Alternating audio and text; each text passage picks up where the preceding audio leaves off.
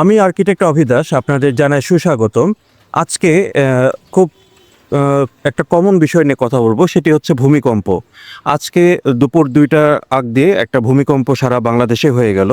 তো অনেক বিশেষজ্ঞরাই ধারণা করছেন মাটির নিচে একটি বিশাল আকারের শক্তি সঞ্চয় হয়ে আছে।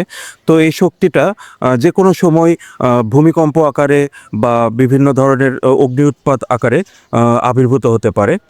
তো তার আগে এই ছোট ছোট ভূমিকম্পগুলো আমাদের আসলে ঝাঁকিয়ে যাচ্ছে।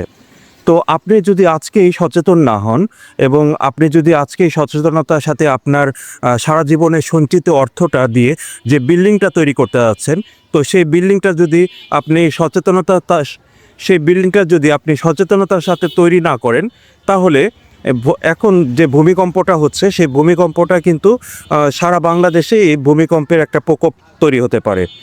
এখন বগুড়া সহ ৩ নাম্বার আর্থকোয়েক জোনের মধ্যে আছে। তো এই ৩ নাম্বার আর্থকোয়েক জোন একটি হাই রিস্ক জোনের মধ্যে অবস্থিত। তো এই হাই রিস্ক জোন থেকে আপনি যখন ভালোভাবে বিল্ডিংটা না করবেন, কোড অনুযায়ী বাংলাদেশের যে বিএনবিসি কোড আছে সেই কোড অনুযায়ী যদি আপনি বিল্ডিং ডিজাইন না করেন, তাহলে আপনাকে আপনার সারা জীবনের সঞ্চিত অর্থটা দিয়ে একটি অবৈধ বিল্ডিং তৈরি করবেন। আসলে আপনি সারা জীবনের সঞ্চিত অর্থ দিয়ে একটি অবৈধ বিল্ডিংয়ের মালিক হবেন, নাকি একটি সুন্দর স্বাচ্ছন্দ্যবোধ এবং আলো বাতাস যুক্ত একটি বিল্ডিংয়ের মালিক হবেন, বাকিটা বিবেচনার দায়িত্ব আপনাদের উপর ছেড়ে দিলাম। তো সবাই ভালো থাকবেন, সুস্থ থাকবেন।